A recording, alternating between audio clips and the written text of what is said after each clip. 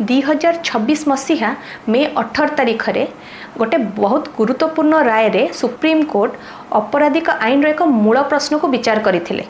कौनसी व्यक्ति विरोध में जदि स्पष्ट अभियोग नथिबो तेबे तांको अपराधिक मुकदमार सम्मुखीन करा जाय परिबो कि? एही प्रश्न को आमे डिस्कस करिबा through the judgment Sushant Kumar Dalai versus state of Odisha vigilance, जहार राय दिया जायथिला 18 मे 2026 रे। 2001 मसीहा रे ओडिशा रे अवैध गछकटा एवं परिवहन संबंधी विजिलेंस मामला रुजु करा जायथिला। अभियोग थिला जे वन अंचल रे आसुथिबा गछगुडी को हटाइबा नारे वन अधिकारी एवं बेसरकारी ठिकादार माने गछ काटी ताको परिवहन करुथिले।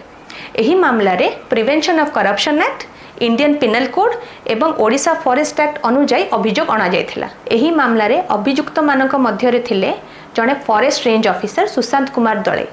प्रोसिक्यूशन रो अभियोग थिला जे किछि वन अधिकारी निज पदर दुरुपयोग करी सरकारंकर आर्थिक क्षति करथिले। अपिलेंट जुक्ति थिला जे ताको विरुद्ध रे अभियोग अस्पष्ट थिला एवं कोनोसी स्पष्ट प्रमाण नथिला। ताकर दाखल करिथिबा डिस्चार्ज एप्लिकेशन ट्रायल कोर्ट खारज करि देथिला। हाईकोर्ट मध्य सेही निष्पत्ति रे सम्मत थिला। तापरे मामला सुप्रीम कोर्ट को गला।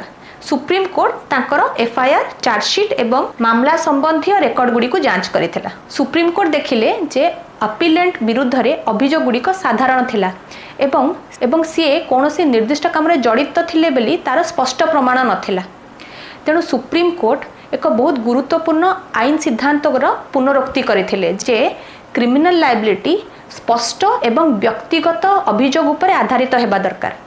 कोनोसी व्यक्तिंकर ना केवल अभियुक्त मानक संगे जड़ित थिले क्रिमिनल प्रोसिक्यूशन हेई परिबो नाही। सुप्रीम कोर्ट एहा मध्य देखिले जे समान परिस्थिति रे थिबा किछि सह अभियुक्त मानकु पूर्वरु डिस्चार्ज कर दिया जायथिला। तेणु केवल अभियुक्तଙ୍କ विरुद्ध रे एही मामलाटी को चालू रखिबा कोर्ट ठीक मने करिले नाही। भारतीय संविधान रो आर्टिकल 14 अनुसार समानतार सिद्धांत को उल्लेख करी कोर्ट कहिथिले जे केवल अपिलेंट को विरुद्ध रे केस टी चालू रखिबा आर्बिट्रेरी हबो।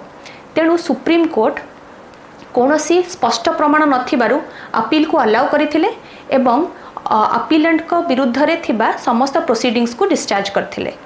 एही भली गुरुत्वपूर्ण राय विषय जानिबा पई मते फॉलो एवं सब्सक्राइब करन।